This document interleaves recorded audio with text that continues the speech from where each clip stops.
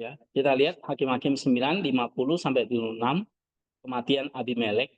Nah, kisah ini kan menceritakan seorang tiran kejam yang bernama Abimelek. Dia merebut kekuasaan di Sikem, ya, tapi dengan cara yang sangat jahat, membantai 70 saudara tirinya.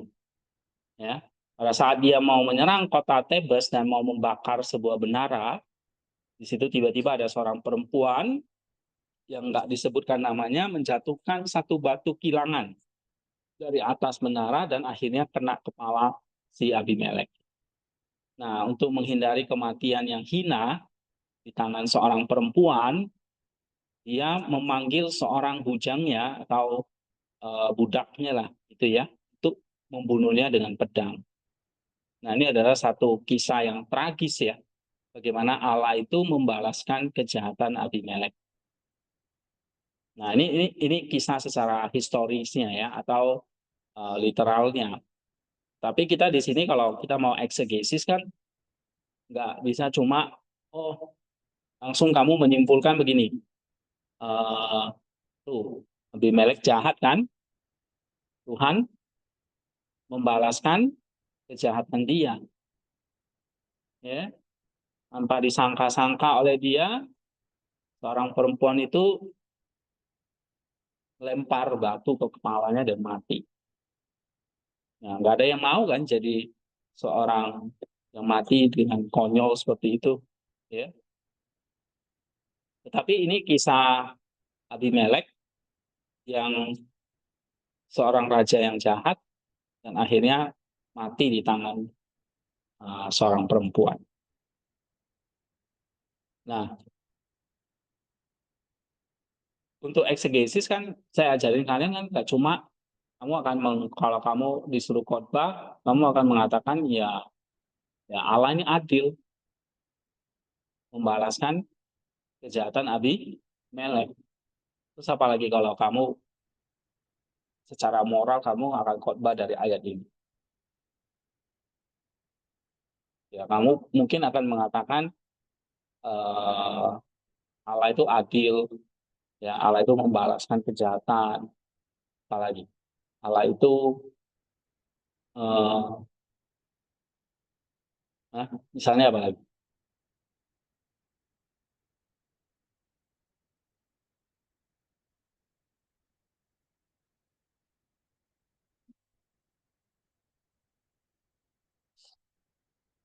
Hmm? Ya, nah eh, yang jelas kita akan mengatakan eh, kematian itu mengakhiri kejahatan. Ya, dengan kematian Abimelek, kejahatan dia berakhir kan gitu. Ya, ya paling seputar itu kan. Allah bisa memakai berbagai macam cara untuk menghukum kejahatan. Ya kan? Nah, tapi kalau hanya secara historis, eh, ya dangkal ya kita dapatin. Nah, kita harus memahami teks ini bukan hanya sekedar satu lapisan ya. Ada lagi nanti lapisan teori atau spiritual. Lalu nanti ada eh, baru ada makna filosofianya atau praktis moralnya, ya. Baru nanti ada anagogis. Nah, sebelum ke proses penafsiran berlapis ini, nah, kita mau memahami teks ini bukan hanya sekedar teks ya. Seperti yang kita pelajari minggu-minggu sebelumnya, selalu ada logos, logoi di balik itu. Ya, ini cerita di kosmos, ya, di mana ada logos di balik peristiwa ini. Ya, nah, kita udah bahas kemarin apa artinya logos dan logo ini. Ya. Sang logos itu Kristusnya, Nah, lalu logo ini jamak dari logos ya. Ini prinsip-prinsip ilahi, pikiran-pikiran atau kehendak ilahi yang spesifik ditanamkan oleh sang logos ke dalam setiap makhluk atau ciptaan. Termasuk di dalam kisah Abimelek ini. Jadi ada logos, ada prinsip ilahi yang Tuhan tanamkan. Kenapa? Karena semuanya peristiwa di dalam kosmos ini kan berasal dari sang logos. Nah, logos itu satu prinsip universal, sedangkan kosmos ini adalah ciptaan dia. Ya, ciptaan dia, ada logos yang ditanamkan. Untuk apa? Untuk memahami bahwa setiap ciptaan, setiap peristiwa dalam sejarah, setiap manusia, setiap pohon, setiap ayat dalam kitab suci ya, itu punya logosnya sendiri, sehingga dengan memahami logos ini, kita bisa memahami pikiran Allah dan menunjuk kembali kepada Kristus, kepada Sang Logos itu. Jadi membawa kita kepada Sang Logos itu. Nah, termasuk kisah Abimelek ini. Nah, itu yang harus kamu pahami. Ya, dari kemarin saya sudah cerita ya. Logos, logoi, logos. Kan gitu. Itu jangan lupa. Tapi kalau kamu kisahnya aja nggak paham, bagaimana bisa mengerti logos, logoinya? Nah, kita sekarang lihat, sang logosnya itu adalah keadilan dan keseimbangan ilahi di sini. Kematian Abimelek yang memalukan itu logos dari keadilan imanen. Sebuah prinsip bahwa kesombongan atau hubris dan tirani secara inheren mengandung benih-benih kehancurannya sendiri. Nah, itu yang pikiran Allah yang Tuhan taruh dalam kisah Abimelek ini. Jadi Abimelek ini satu contoh aja bahwa ada keadilan imanen, ya, atau ada satu prinsip yang mengajarkan bahwa kesombongan, kesombongan Abimelek kan, dan tirani itu mengandung benih-benih kehancurannya sendiri. Nah, itu logosnya. Logos yang bekerja di sini adalah kejahatan dilakukan dengan kekerasan, pada akhirnya akan dibalas dengan cara yang setimpal dan seringkali ironis. Ya, menunjukkan adanya tatanan moral yang mengatur sejarah. Nah, ini logos-logonya. Lalu kitab suci saya cerminan kosmos. Nah, peristiwa ini mencerminkan prinsip keseimbangan dalam kosmos. Di alam, setiap kekuatan yang melampaui batas keseimbangannya akan memicu reaksi yang menentangnya. Nah, itu selalu begitu ya. Kalau kita lihat cerminan kosmosnya kan pohon yang tumbuh terlalu tinggi dan rapuh, kamu lihat bisa patah oleh angin. Ya, makanya kalau pohon-pohon yang tumbang itu kan biasanya pohon-pohon yang tinggi. Nah, di sini mengajarkan prinsip keseimbangan dalam kosmos. Jadi kalau ada kekuatan yang melampaui batas keseimbangannya, akan memicu reaksi yang menentangnya. Begitu Abimelek, dia kalau raja yang baik, nggak ada yang menentang. Tapi begitu kalau dia naik tiraninya, nah di situ ada yang menentang. Semua begitu. Ya, pohon yang tumbuh terlalu tinggi, nah, dan rapuh akan patah oleh angin. Kematian Abimelek oleh batu kilangan.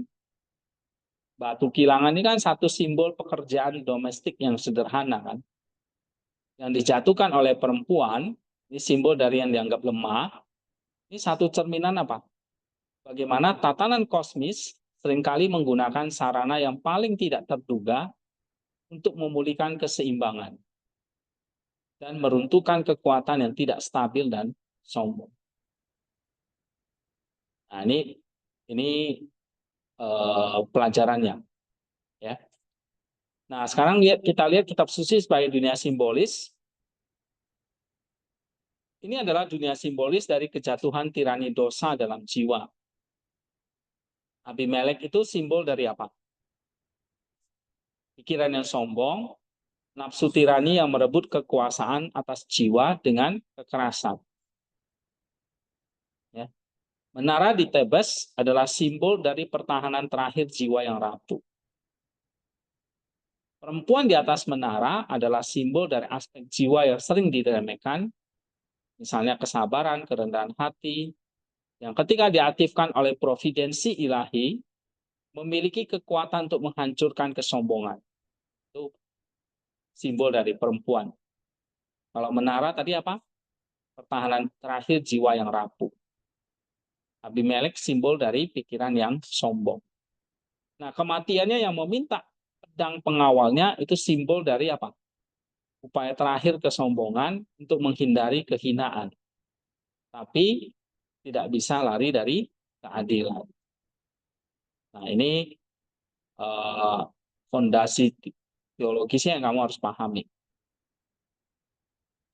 Ya. Lalu bagaimana dengan kondisi penafsir, ketenangan para roh kudus dan aporianya ya? Sekarang coba kita lihat.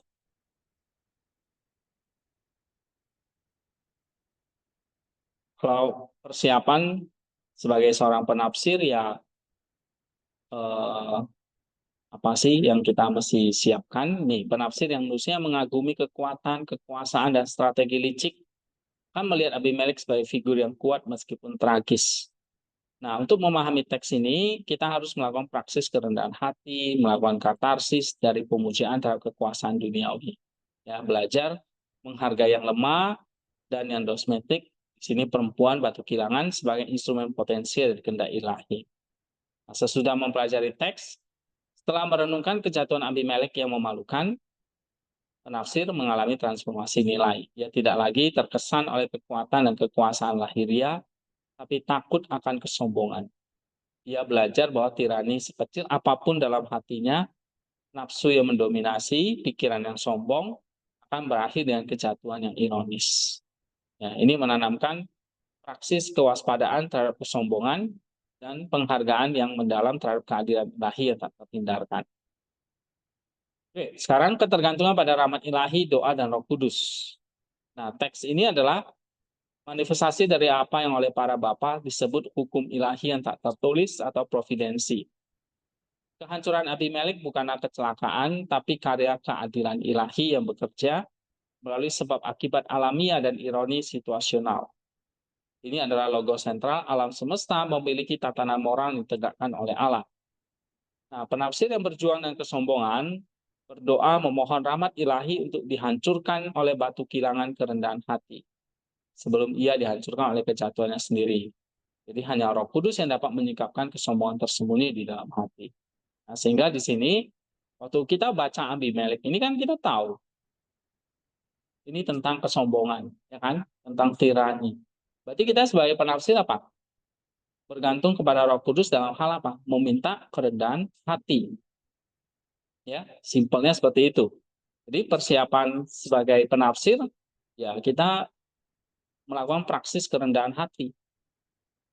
Oke, tidak mengejar kekuasaan duniawi. Nah, nanti setelah mempelajari teks, ya berarti kita menanamkan kewaspadaan terhadap kesombongan, gitu ya. Nah, apa aporianya? Apa aporianya, Sofi? Seorang tahu saudara tapi wanita seorang ini dengan Iya, kok bisa seorang panglima perang, seorang tirani, matinya dengan cara yang sangat eh, tragis ya, oleh seorang perempuan yang nggak ketahui namanya juga. Oke, lalu di sini ini adalah aporianya. Ini menjadi pintu gerbang, pintu masuk memahami sifat keadilan witis Allah ya. Witis ini karena eh, Ya, dia mati di tangan seorang perempuan dengan alat dapur ya, batu kilangan. Nah, resolusinya adalah pengenalan prinsip bahwa Allah merendahkan yang sombong dan seringkali menggunakan yang paling hina di mata dunia untuk melaksanakan penghakimannya. Ya, kesulitan ini mengajarkan logos bahwa tidak ada kekuatan manusia yang dapat melawan tatanan moral ilahi. Nah, ini satu aporianya. Nah, lalu kita masuk ke proses penafsiran berlapisnya ya. Langkah ketujuh, tadi historianya sudah ya. Lalu sekarang kita lihat nih, apa makna spiritual atau teorianya. Yang pertama, kamu cari dulu teoria di balik landasan teologisnya dan aporianya. Nah, baru nanti kamu susun dalam bentuk alegoris, kristosentris, ya, dan anagogis atau tipologis, ya. Nah, mengungkapkan teori atau kontemplasi di sini muncul dari aporia atau kesulitan yang bersifat ironis dan teologis.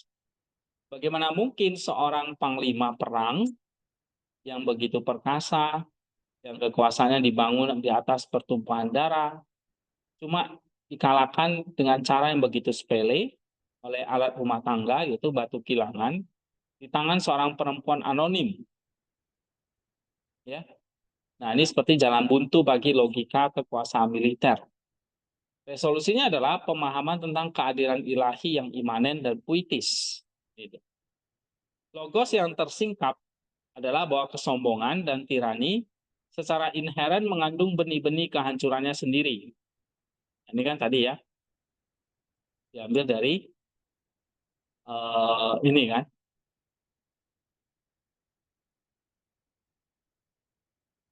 Ya.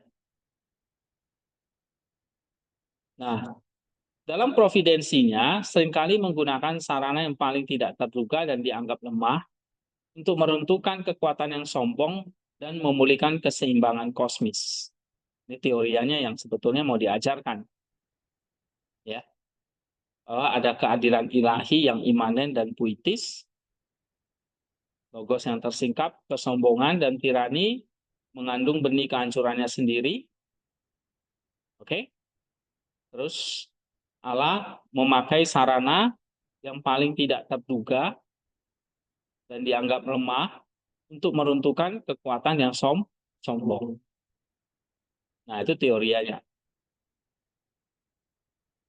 Jadi kalau kita nggak menggali teorianya, ya kita hanya pikir ya Allah membalaskan kejahatannya.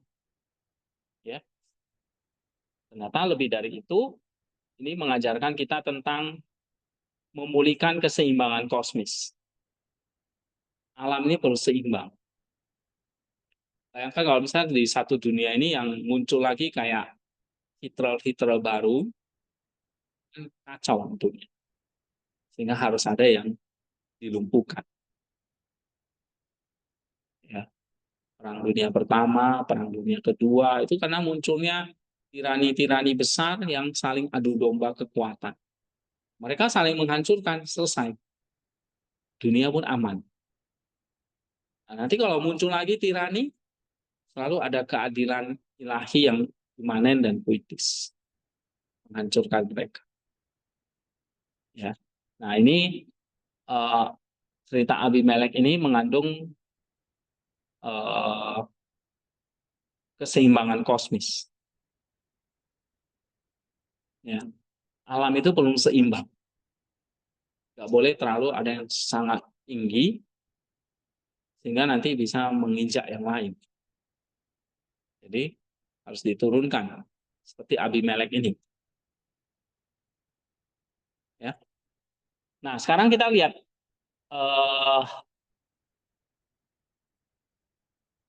sintesis alegoris, tipologis, dan kristosentrisnya. Secara alegoris, ya,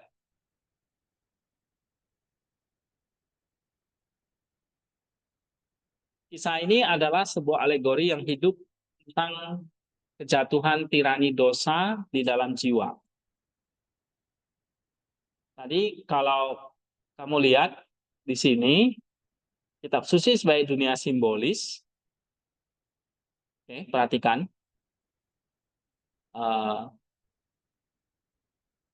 Bagaimana membuat alegorisnya. Abimelek itu simbol dari pikiran atau logismoi yang sombong, atau nafsu, patos tirani yang merebut kekuasaan atas jiwa dengan cara kekerasan, membunuh semua pikiran baik lainnya. Nah, ini secara alegoris. Lalu ada kisah juga di Tebes ya, menara di Tebes. Ini simbol dari pertahanan terakhir jiwa yang rapuh, mungkin hati nurani atau intelek nusnya. Kemudian perempuan yang di atas menara adalah alegori dari aspek jiwa yang sering diremehkan, tapi memiliki kekuatan ilahi. Seperti kerendahan hati, kesabaran, atau doa yang sederhana. Lalu batu kilangan, ini kan satu alat untuk membuat roti ya. Kalau sekarang mungkin kita nggak pakai lagi ya. Mungkin seringkali ya batu ulek gitu ya, buat sambal ya. Nah, dulu itu dipakai buat roti. Ini simbol dari praksis kebajikan yang ketika dijatuhkan dari ketinggian kontemplasi, dia punya kekuatan untuk menghancurkan kesombongan. Menghancurkan Abimelek itu. Karena Abimelek itu simbol dari pikiran yang sombong. Dihancurkan oleh batu kilangan. Nah, batu kilangan ini simbol dari apa? Praksis kebajikan. Ya, praksis kebajikan yang misalnya praktik kerendahan hati ini. Oke, yang bisa punya kekuatan untuk menghancurkan kesombongan. Nah, perempuan itu apa? Perempuan itulah aspek jiwa yang sering diremehkan tapi punya kekuatan ilahi. Ya. Misalnya doa, kerendahan hati, kesabaran, gitu. Nah, ini alegorisnya kamu ambil dari lihat kitab suci sebagai dunia simbolis ini. Ya. Tapi secara tipologis, kematian Abimelek ini oleh batu, nah ini lebih dalam lagi ya, yang dijatuhkan dari atas, ini satu antitipe yang gelap dari keselamatan yang datang melalui Kristus sebagai batu penjuru yang sejati. Jadi kalau Abimelek mati oleh sebuah batu, nah ini kisahnya menjadi antitipe bahwa Kristus adalah batu penjuru itu. Maksudnya, sementara Abimelek, si batu palsu, dihancurkan oleh batu dari atas, orang percaya justru diselamatkan dengan membangun hidup mereka di atas batu karang. Jadi orang jahat dibunuh dengan batu, ya, atau Abimelek itu si batu palsu, dihancurkan oleh batu dari atas. Kita diselamatkan dengan membangun hidup mereka di atas batu karang yang tidak akan tergoyahkan.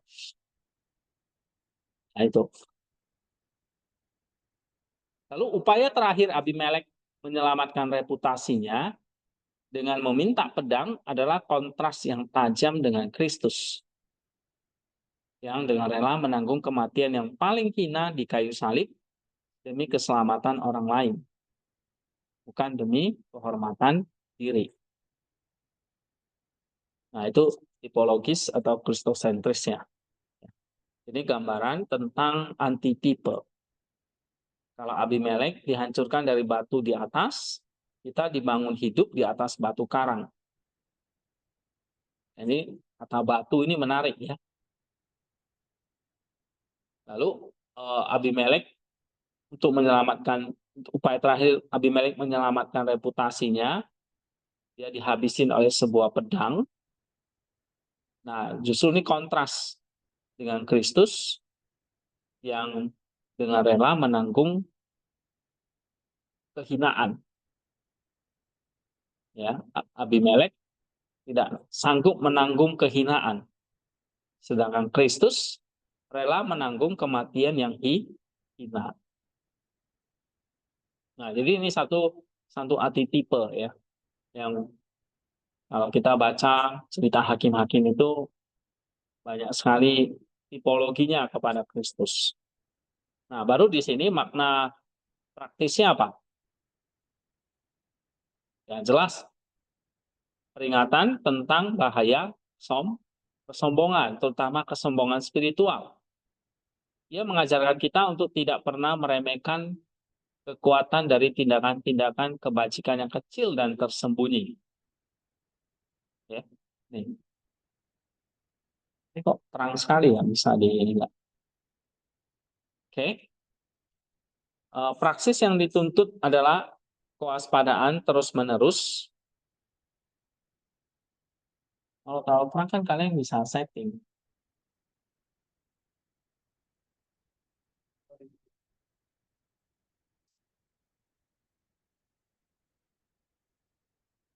Ya. Nah, oke. Praksis yang dituntut adalah kewaspadaan terus-menerus terhadap Abimelek di dalam hati kita. Setiap pikiran atau nafsu yang ingin berkuasa secara tiran. Ya. Kita dipanggil untuk mempraktikkan kerendahan hati, menyadari bahwa kejatuhan bisa datang dari tempat yang paling tidak kita duga. Itu praksisnya. Sedangkan anagogisnya apa?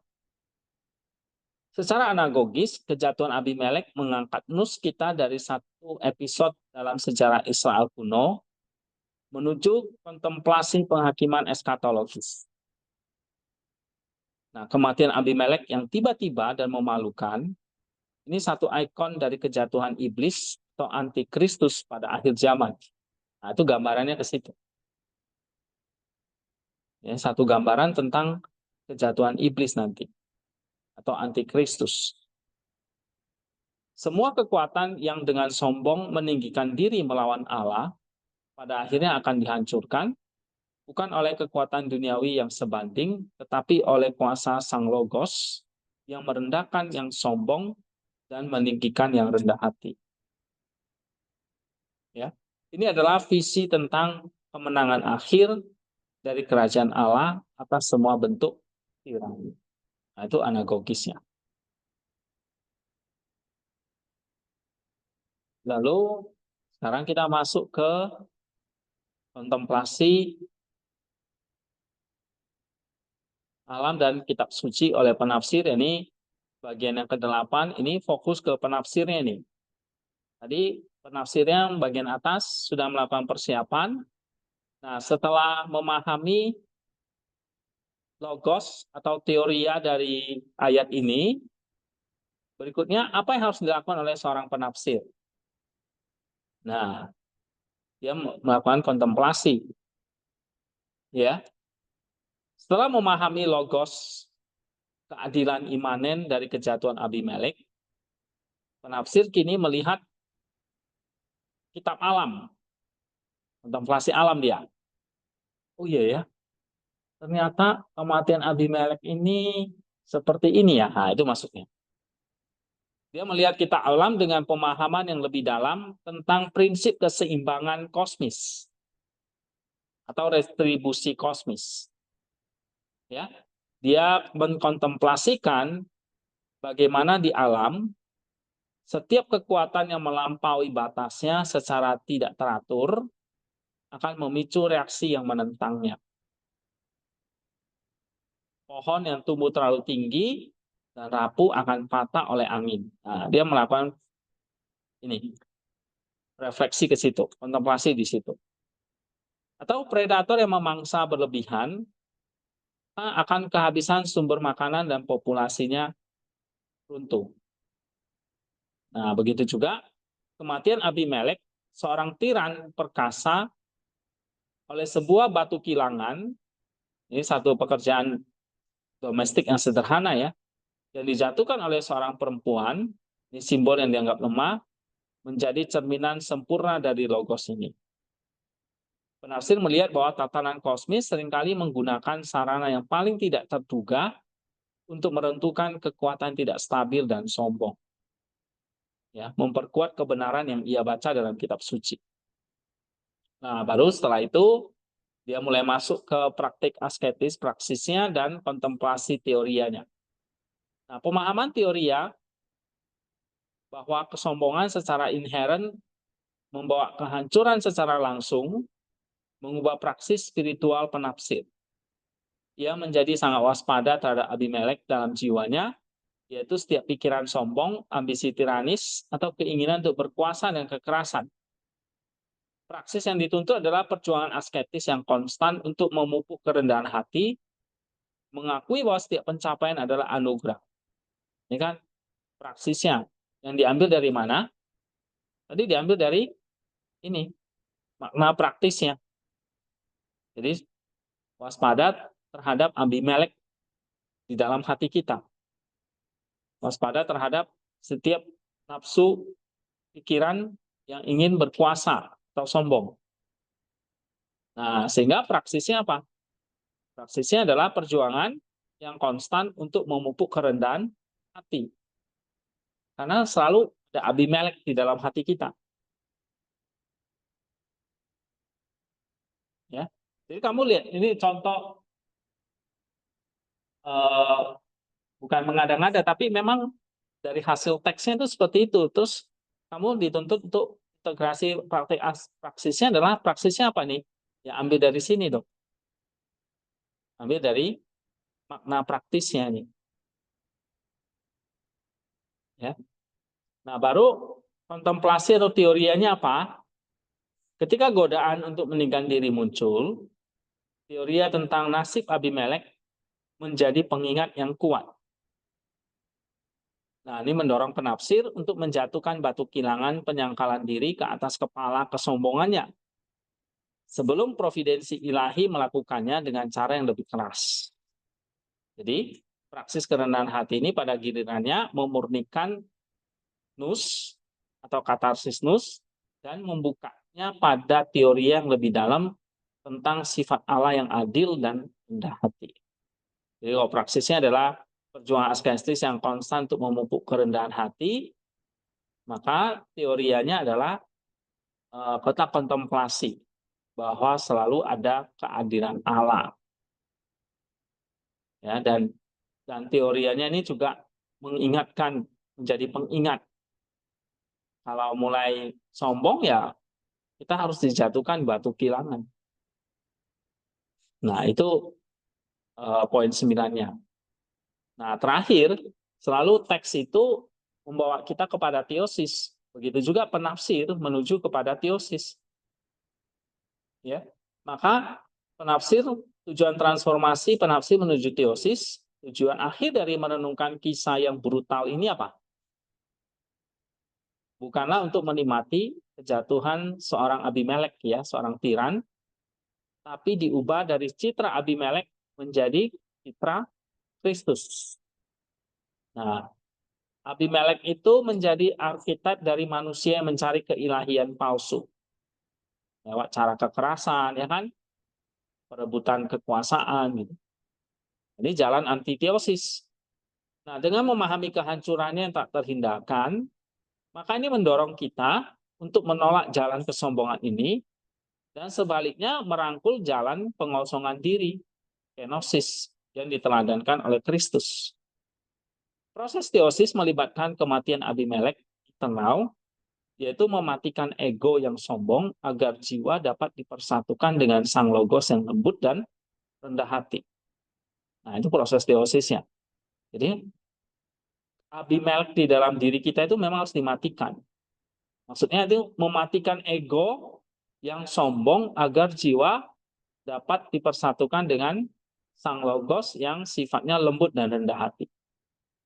Sehingga penafsir tidak hanya belajar tentang keadilan Allah. Nah, ini ya, kalau kita hanya secara moral ya kita akan lihat ini keadilan Allah, betul. Tapi ini juga mengajarkan kita apa? Berpartisipasi di dalamnya dengan menghukum mati kesombongan dalam dirinya, sebuah langkah penting untuk pendakian menuju kepada Allah, pada teosisnya. Sehingga nanti kalau kamu bikin homilinya akan mengajak orang itu bukan hanya menolak kesombongan, ya, tapi ini satu jalan untuk menuju, tapi ya, merangkul jalan kenosis menuju teosis. Nih, proses teosis melibatkan kematian Abimelek internal, yaitu mematikan ego yang sombong agar jiwa dapat dipersatukan dengan sang logos yang lembut dan rendah hati. Nah, itu yang menjadi apa? Teosisnya.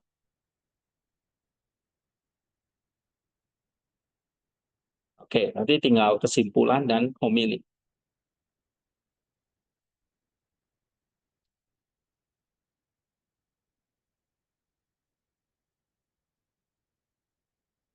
Nah, sekarang kita coba lihat ini. Satu kisah lagi. Keluaran 6 ayat 1 sampai 12. Ya kan? Nah, punya siapa itu? Nah, baca Risma.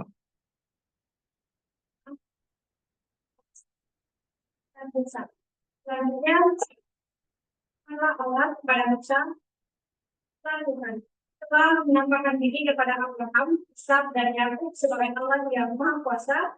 Tapi dengan namaku Tuhan belum menyatakan diri. Ya. Dan bukan saja aku telah mengadakan perjanjianku dengan mereka untuk memberikan pada mereka tanah Kanaan, tempat mereka tinggal sebagai orang asing. Tapi aku sudah mendengar juga orang Israel yang telah sudah oleh orang Mesir. Dan aku ingat kepada perjanjianku sebab itu, segala kepada mereka orang Israel aku lakukan. Aku akan membebaskan kamu dari kerja paksa orang Mesir, membebaskan kamu dari perbudakan mereka dan menebus kamu dengan tangan yang terancam dan dengan hukuman-hukuman yang berat. Aku akan mengangkat kamu menjadi umatku dan aku akan menjadi Allahmu. Supaya kamu mengetahui bahwa akulah Tuhan Allahmu yang membebaskan kamu dari kerja paksa orang Mesir. Dan aku akan membawa kamu ke negeri yang dengan sumpah telah kujanjikan memberikannya kepada Abraham, Ishak dan Yakub, dan aku akan memberikannya kepadamu untuk menjadi milikmu. Akulah Tuhan. Lalu Musa mengatakan demikian kepada orang Israel, tapi mereka tidak mendengarkan Musa karena mereka putus asa dan karena perbudakan yang berat itu. Kemudian Tuhan berfirman kepada Musa, dia menghadap Allah kepada Firaun, raja Mesir, bahwa ia harus membiarkan orang Israel pergi dari negerinya. Tapi Musa berkata di hadapan Tuhan, orang Israel sendiri tidak mendengarkan aku. Bagaimanakah mungkin Firaun akan mendengarkan aku seorang yang tidak apa kebijakannya. Demikianlah Tuhan Allah berfirman kepada Musa dan Harun serta mengutus mereka kepada orang Israel dan kepada Firaun, raja Israel, dengan membawa perintah supaya orang Israel dibawa keluar dari Mesir. Oke. Nah, kamu coba ceritakan historianya, Pak.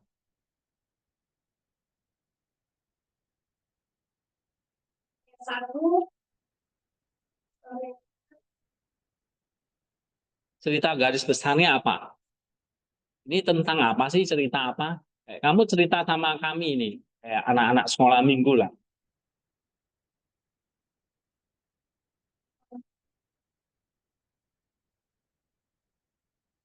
ini dari anak Musa yang menjadikan sebuah kotak dan tongkat itu menjadi kekuatan Musa dan Musa pas menjatuhkan tongkat itu bahwa tongkat itu menjadi sebuah mujizat yaitu ular, jadi ular di hadapan Firaun.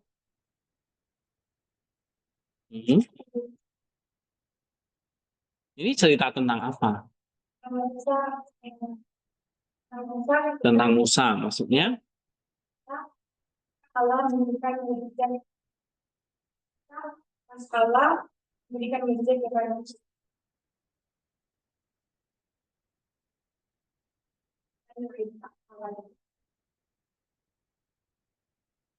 Ya, ini kan satu cerita tentang Allah meneguhkan panggilan kembali ya. Panggilan, meneguhkan kembali panggilan akan Musa. Musa itu ragu sekali membawa bangsa Israel keluar dari Mesir. Dia gagal di awal. Ya kan? Tapi Musa kembali kepada Allah. Ini gimana nih Tuhan? Ya, nggak bisa aku ini. Nah, Musa kembali kepada Allah. Kalau kalian nggak, malah kabur. Nah, dia nggak kabur, dia kembali kepada Allah dengan keraguan dan keputusasaan. Nah, sebagai respon, Allah nggak marah, tapi mengulangi janji-janjinya, ya kan? Aku akan, gitu ya. Nah, memperkenalkan dirinya dengan nama yang paling intim ya, Yahweh. Nah, dia akhirnya suruh Musa balik lagi sana, hadapin Firaun. Nah, gitu. Jadi dia terima Musa, tapi dia kasih kekuatan lagi, dia suruh balik lagi. Ya, tapi diakhiri dengan satu perkataan Musa yang sekali lagi menunjukkan keraguannya lagi. Bibirku tidak fasih. Ya, aku nggak pandai bicara maksudnya. Nah itu historianya ya. Oke. Nah dari sini kita lihat ya, sang logos atau landasan teologisnya dulu. Sang logos ini apa? Firman perjanjian yang kekal dan berkuasa itu kan. Aku akan, itulah sang logos tadi. Ya. Janji-janji Allah yang diulang-ulang, aku akan, itulah manifestasi dari logos keselamatan yang tidak bergantung pada keadaan atau kelayakan manusia, tapi kesetiaan Allah sendiri. Nah, penyingkapan nama Tuhan atau Yahweh adalah penyingkapan logos dari keberadaan Allah yang personal, dinamis, dan imanen dalam sejarah. Keraguan Musa adalah logos dari kelemahan kodrat manusia yang jatuh. Nah, ini keraguan atau kelemahan Musa, ini kelemahan dari kodrat manusia yang jatuh. Yang cenderung melihat pada keterbatasannya sendiri daripada kuasa firman yang memanggilnya. Nah, ini jelas ya. Oke. Terus ada kata Yahweh di situ. Ini penyingkapan logos dari keberadaan Allah yang personal. Lalu bagaimana dengan cerminan kosmosnya? Dialog antara Musa dengan Allah ini mencerminkan relasi yang fundamental dalam kosmos. Ya, maksudnya antara sang pencipta logos yang tak terbatas dengan ciptaan yang terbatas. Sebagaimana matahari, simbol logos yang terus-menerus memancarkan cahaya dan energi tanpa berkurang, demikian pula sang logos terus-menerus mengucapkan firman-Nya yang memberi hidup dan menopang. Nah, ada keawan keraguan Musa. Ini untuk sementara dapat untuk sementara menghalangi persepsi akan cahaya itu, tapi tidak dapat menghentikan matahari itu sendiri untuk bersinar. Ya, ini cermin dari bagaimana energi providensial ilahi terus menopang kosmos terlepas dari kekacauan atau resistensi, ya, penolakan di tingkat permukaan. Nah, dunia simbolisnya ini panggilan jiwa untuk misi. Mesir itu simbol dari dunia dosa atau nafsu, ya. Firaun itu simbol dari iblis, prinsip dosa itu sendiri. Musa itu simbol dari Nus atau intelek yang dipanggil untuk memimpin fakultas-fakultas jiwa lainnya keluar dari perbudakan. Bibir yang tidak fasih, simbol dari ketidakmampuan Nus untuk berbicara atau bertindak secara ilahi dengan kekuatannya sendiri. Janji Allah untuk menyertai adalah simbol dari rahmat ilahi, karis, yang mutlak diperlukan, yang mengubah ketidakmampuan manusia menjadi alat kuasa ilahi. Nah, di sini simbol-simbolnya banyak. Misalnya Musa, Pak. Ya, Mesir, bibir yang nggak masih ngomong. Ya. Nah, ini nanti dipakai untuk alegorisnya nanti. Ya, kalau ini nanti dipakai untuk kontemplasi kita. Jadi, apa yang terjadi di Musa yang selalu beralasan nggak pandai ngomong, tapi Tuhan tetap dorong dia. Ini sebetulnya di dalam kosmos itu ada. Misalnya matahari nggak pernah ngeluh, walaupun banyak yang ngeluh tentang matahari. Panas lah, ya kan? Nah, tapi matahari nggak pernah ngeluh memancarkan cahaya. Walaupun ada awan yang menutup cahaya itu, tapi dia nggak bisa menghentikan matahari itu bersinar. Nah, ini nanti dipakai untuk kontemplasi alam. Logos ini dan logo ini prinsip ilahinya. Ya. Sang logosnya adalah firman perjanjian tadi, janji-janji tadi. Nah, logos dari Musa ini, keraguan Musa ini logos dari kelemahan kodrat manusia yang jatuh. Oke, ini paham ya. Nah, sekarang kita masuk ke kondisi penafsir. Jadi sebelum mempelajari teks, kita sebagai penafsir yang mendekati teks ini dengan terus yang terletak pada logika kemandirian dan kompetensi manusiawi akan melihat keraguan Musa sebagai kegagalan dan diskualifikasi. Nah, kita tahu bahwa penafsir melawan praksis kebenaran hati yang radikal, mengakui secara mendalam ketidakmampuan fundamental diri sendiri dalam menghadapi panggilan ilahi. Taksis diperlukan pemurnian dari fungsi kemandirian dan rasa percaya diri yang palsu. Jadi kita mendekati teks ini, kita bisa seperti Musa. Ya. Nah, setelah mempelajari teks, ya kita mengalami perubahan transformasi ontologis. Ya, kelemahan bukan lagi penghalang, tapi menjadi prasyarat untuk memanifestasi kuasa ilahi. Ya. Nah, ini menandakan praksis untuk berhenti bersandar pada kekuatan, kefasihan, otoritas sendiri, itu ya.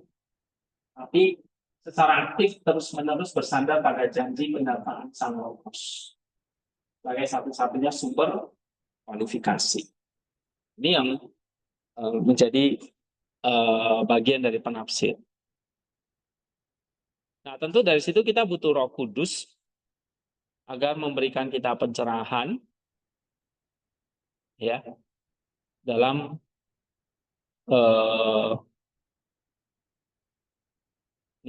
memohon pencerahan Roh Kudus agar dapat sepenuhnya percaya dan bergantung pada kuasa firman yang memanggil, yang rahmatnya cukup untuk mengatasi setiap kekurangan. Lalu apa aporianya di sini? Ini ya, satu pertanyaannya apa? Mengapa?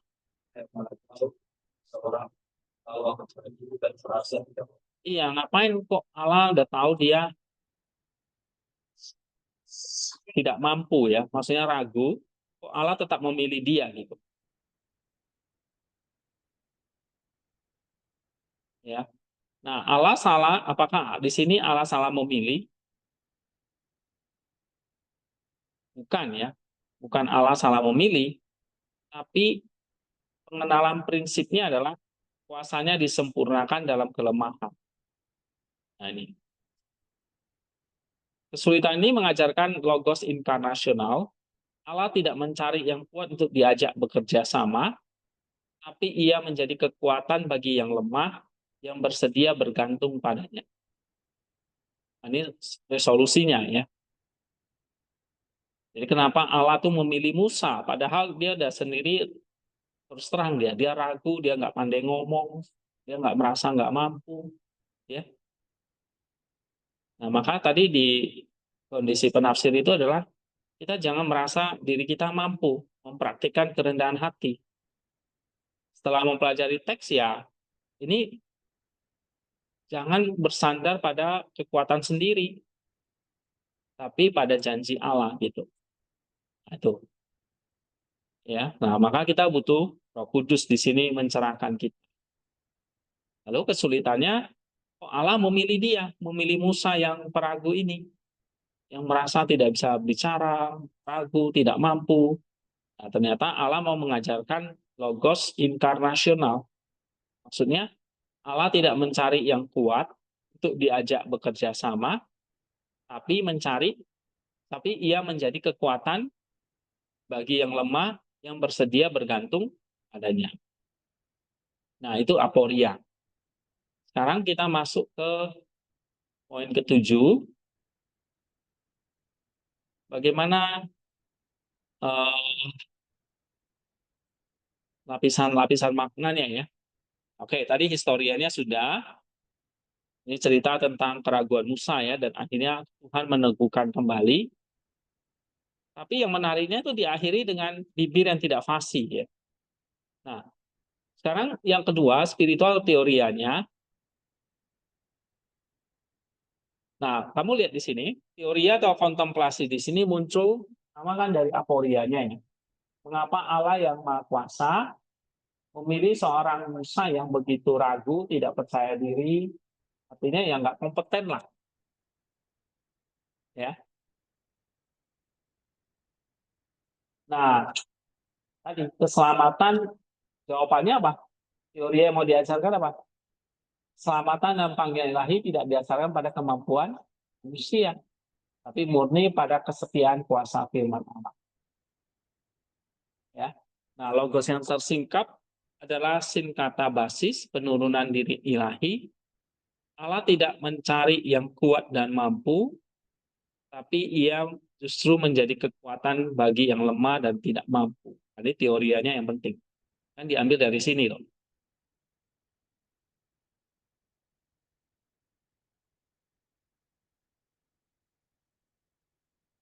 Ya.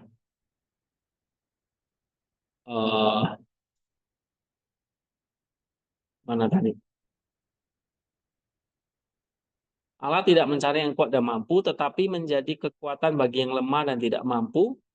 Kuasa firman tidak dibatasi oleh kelemahan wadahnya, tapi kelemahan wadah justru menjadi panggung bagi manifestasi kuasa firman yang murni.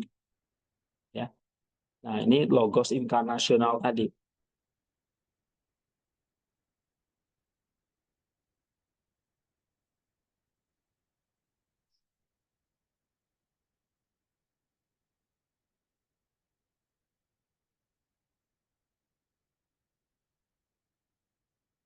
Ya.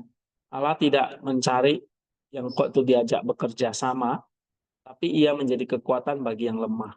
Ya, logos inkarnasional tadi.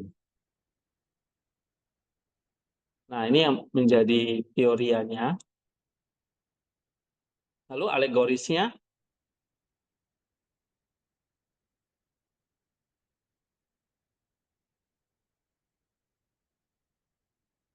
ini ya. Peristiwa Musa ini apa? Jadi satu alegori yang tadi panggilan jiwa, plus itu misi spiritual. Nah, tadi kita diambil dari simbolisnya. Mesin ini simbol dari dunia dosa dan perbudakan. Firaun simbol dari iblis, sisi dosa itu sendiri. Ya. Musa itulah Terus kita dipanggil untuk memimpin fakultas-fakultas jiwa lainnya keluar dari perbudakan. Nah, ini menarik ya, keraguan Musa dan pengakuannya tentang bibir yang tidak fasih. Ini satu kesadaran dari Nus tentang ketidakmampuannya untuk berbicara atau bertindak secara ilahi dengan kekuatannya sendiri. Ini memang Nusnya sadar bahwa kita nggak bisa hanya mengandalkan kekuatan sendiri bersama dengan Allah. Makanya sinergi. Ya, nah, ini secara alegoris. Tapi kita juga harus masuk lebih dalam lagi ke teorianya atau tipologisnya. Musa itu menjadi perantara Allah dan umat, ini menjadi semacam tipos, gambaran yang jelas dari Kristus, ya, sang mediator sejati. Nah, sebagaimana Musa dipanggil untuk membebaskan Israel dari perbudakan fisik, Kristus datang untuk membebaskan seluruh umat manusia dari perbudakan spiritual, ya, kepada dosa dan maut. Menyatakan nama Allah, ya, aku adalah aku, Yahweh itu pada Musa. Ini satu prafigurasi dari pernyataan Kristus yang agung di dalam Injil Yohanes, akulah. Ya, aku adalah aku. Nah, itu jadi satu tip gambaran dari pernyataan Yesus di Injil Yohanes, akulah ego ini. Nah, dialah yang menyebabkan identitas ilahi. Ya. Nah, kristosentrisnya apa? Puncak dari penafsiran ini adalah melihat Sang Logos, Yesus Kristus sebagai firman perjanjian yang kekal dan berkuasa itu sendiri. Janji-janji Allah yang berulang-ulang akan, ya, karena sekedar kata-kata, tapi energi aktif dari Sang Logos yang menciptakan realitas yang disucapkannya. Keraguan Musa berpusat pada diri, aku ini tidak pasti bicara, diatasi oleh firman yang berpusat pada akulah Tuhan. Nah, ini menariknya di situ. Aku nggak pandai. Nah, sekarang dialihkan kepada akulah Tuhan. Seluruh narasi ini menunjukkan bahwa keberhasilan misi keselamatan tidak bergantung pada kelayakan Musa, tapi sepenuhnya pada kuasa dan kesetiaan Sang Logos yang memanggil. Dan sehingga di sini kamu bisa lihat satu gambaran tentang Kristus. Ya, kalau Musa berpusat pada diri, aku ini tidak fasih bibir, diatasi oleh firman yang berpusat pada akulah, ego ini, atau akulah Yahweh, dan akulah Tuhan. Nah, jadi cerita ini mau menunjukkan bahwa misi keselamatan itu tidak bergantung pada kelayakan Musa atau kekuatan Musa, tapi sepenuhnya pada kuasa dan kesetiaan Sang Logos. Akulah Tuhan, ya kan? Akulah Tuhan, akulah Tuhan. Itu kan tadi di ayatnya banyak di sini. Oke, kesetiaan Sang Logos yang memanggil dan tahu. Jadi kata-kata akulah Tuhan, ya, janji-janji Allah itu ya, aku akan, itu bukan sekedar kata-kata, tapi satu energi, ya, dari Sang Logos, satu kekuatan untuk mengatasi kelemahannya Musa. Nah, itu. Sehingga memang misi keselamatan itu tidak bergantung pada kelayakan Musa, tapi kepada dataan dari Sang Logos. Itu kristosentrisnya.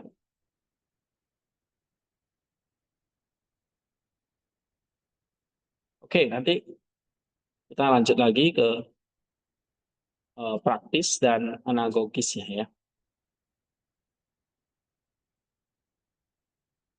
Ya, apa cepelnya? Mati ya, Sofi? Hmm?